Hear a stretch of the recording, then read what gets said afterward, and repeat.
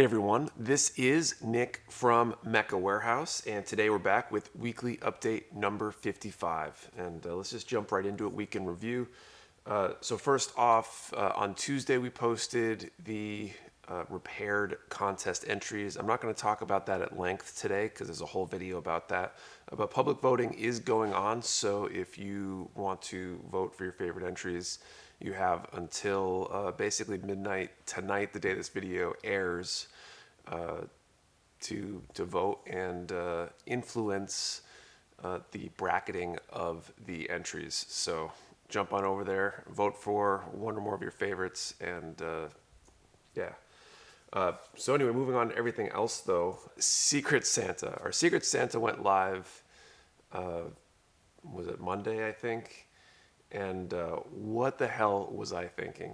It feels more chaotic than it has ever felt before. I mean, this is only the second year, but just the increase in number of entries, the fact that I don't pack every order myself now, all that stuff just is kind of adding up to way more chaos than I expected. And it's like, I'd like to say slowly killing me inside, but I think it's rapidly killing me inside. Just the anxiety of trying to make sure everything gets right, the right addresses get sent to the right people, and the orders that are being shipped via Mecha Warehouse, that whole you can send your order via Mecha Warehouse. The intent there was, and what we did last year is that meant that you're ordering from Mecha Warehouse. And apparently I didn't communicate that well this year, so people has interpreted that as you could send stuff to Mecha Warehouse and we would forward it for you. And that was not what I intended, but we've got several people doing that, and that just the added logistics of all that stuff is insane. So I can say without a doubt that next year we definitely won't have that as an option at all, because it makes everything way more challenging than it needs to be.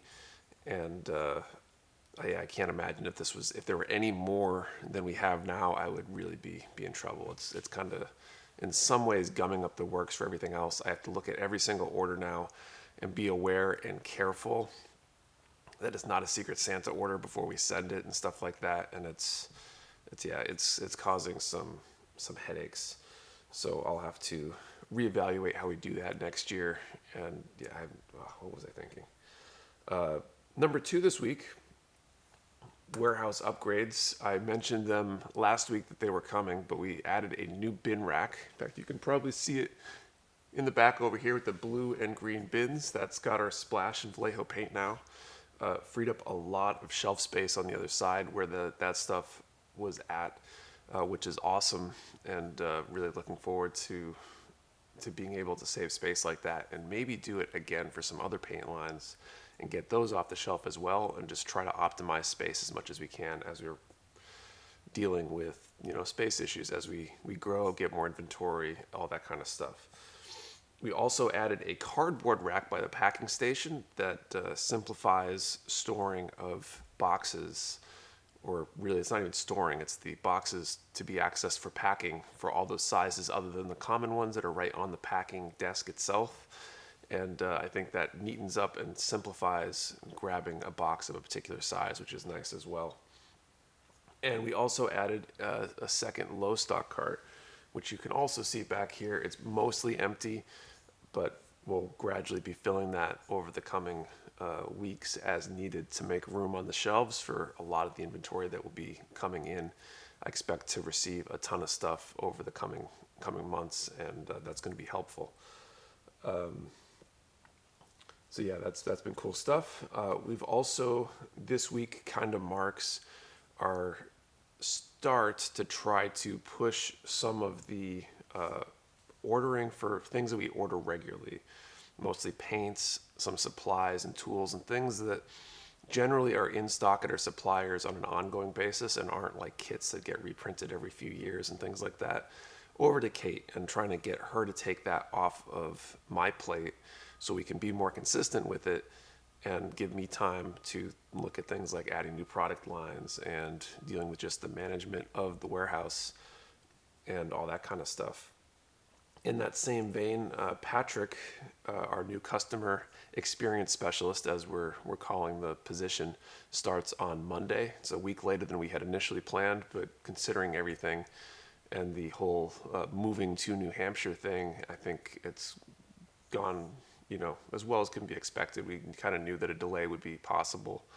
And so he starts on Monday, so looking forward to trying to hand over as much of the customer service stuff to him, dealing with responding to questions and issues with orders and dings and dents and that stuff. And he'll also probably be taking over a lot of the product listing and order preparation kind of stuff, that, or not order, but product preparation, restock preparation, I guess, maybe, things like that, and trying to help bring that information through to the website and hopefully do a better job than I've been able to do, because he'll have more time to dedicate doing things like going back through old product listings and trying to make things up to date, correcting errors, things like that.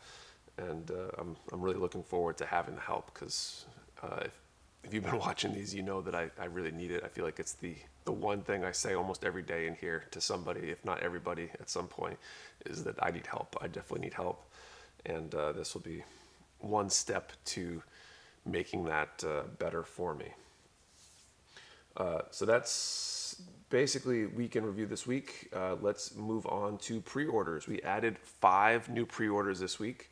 2 frame arms, one Frame Arms Inc., the Revenant, and the Revenant armor set that can go on that, I think. We also added a model support goods binder 2. It looks like a wing binder kind of add-on parts that you could add to another kit.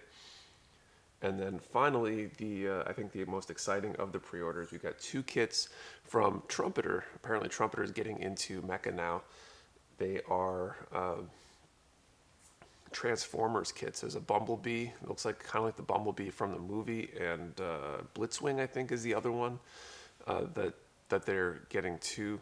And they look like interesting designs. I haven't seen a mecha kit from Trumpeter. I don't know if they're snap kits or if they need glue like some of the more traditional models.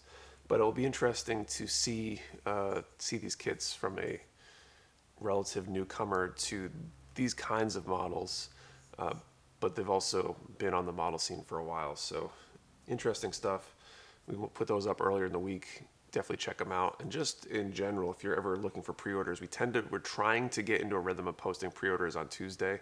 Not always happening, but we're trying to have them up for Tuesday. Let's move over to restocks. We've got some interesting restocks this week. Let's start with the supplies and tools. We've got a few different things, some paints and stuff that I won't show up. But we did get a restock on the Mr. Almighty clips. These are basically clips for painting. I've got a few because they come with the Neko Note kind of clip bases that they make that are like those cardboard, corrugated cardboard stands to stick the sticks in. And I'll have to say that compared to the cheap skewers with the clips that you can get like on Amazon and things like that, these are definitely like a cut above. They seem well put together. The clip is very well attached, things like that, and they're pretty nice. We also have Mr. Mark Softer back in stock. This is the decal softener to help the decals fit over curved surfaces into grooves, things like that. And we've been out of stock for at least a few weeks on that. It's a fairly popular product, so I figured I would mention it.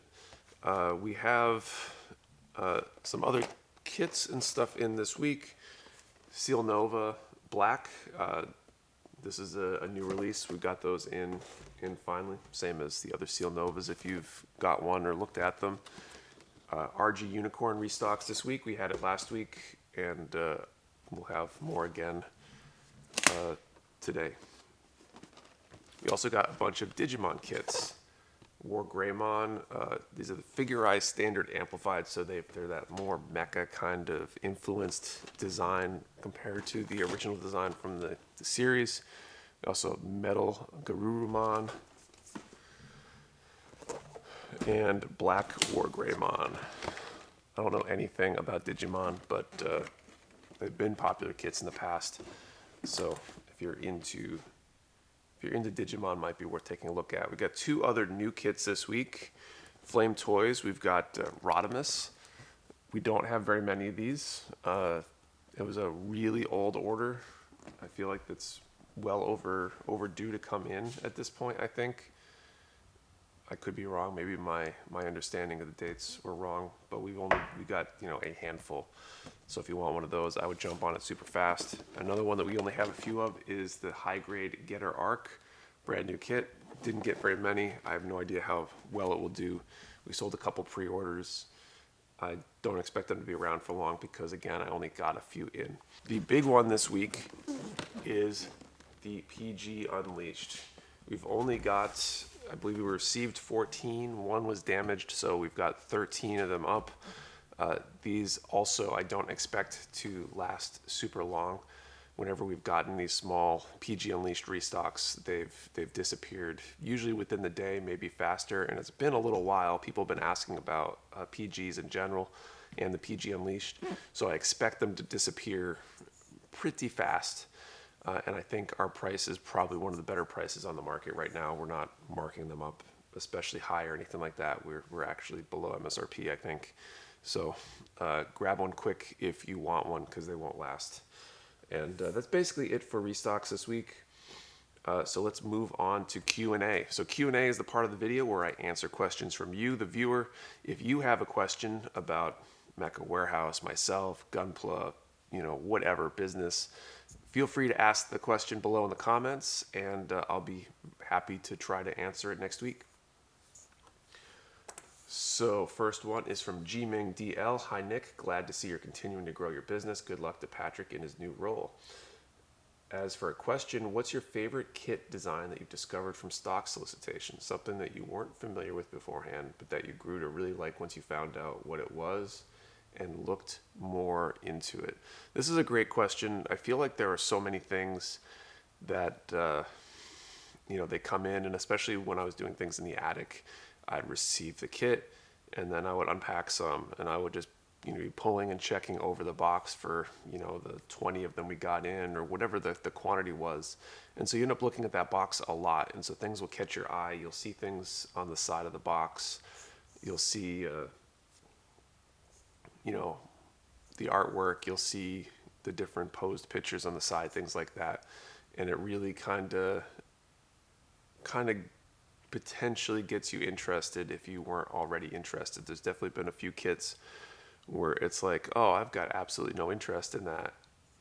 And then you see it and you see it and you see it, and just at some point it kind of catches your eye and gets you interested in it. So for me, that I guess the one example I can kind of think of might be the 30-minute missions line in general. I always thought it was kind of an interesting concept, but the ground type and the tank treads and all that kind of stuff, after seeing that a handful of times, it was kind of like, oh wow, this is pretty cool.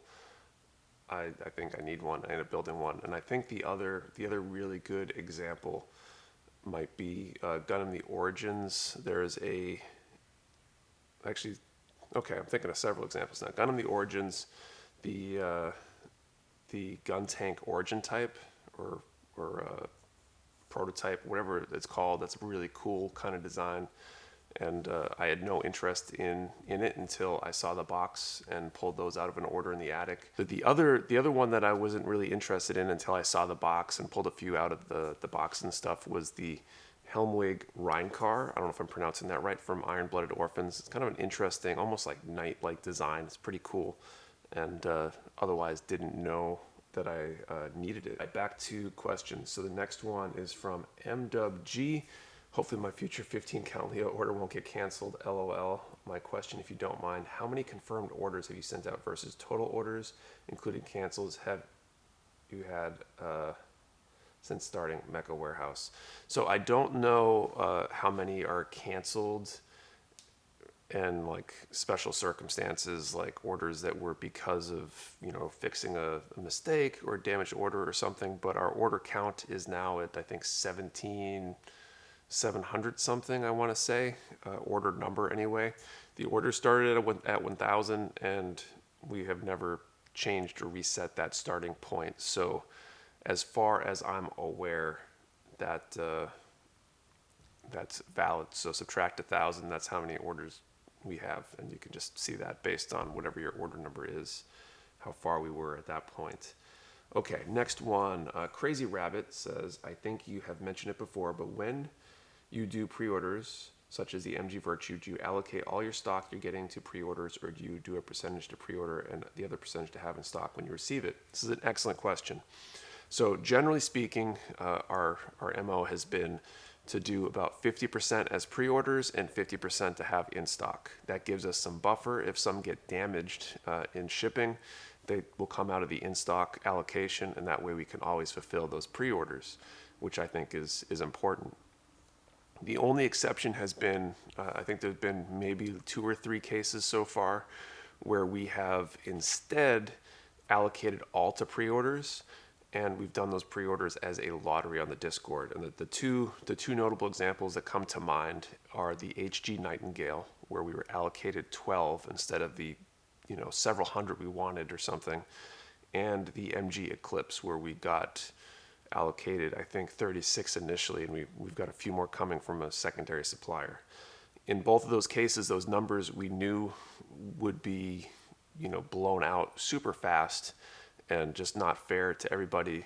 And so as a result, we decided to reward our community members in the Discord, and we did it as a lottery. So we put up, if you want one, react to this post. We picked the people from it, and we kind of let people know that there was a chance that you might get a damaged box if you were in that. Give people the right to refuse if it is damaged or damaged bad, but kind of played it that way where we could let them know what to expect and give them a solid chance at it. And we kind of, you knew that if you were in the first group of those, for example, or whatever, the first X amount that we drew, you had a better chance of getting an undamaged one, etc. So hopefully that answers the question.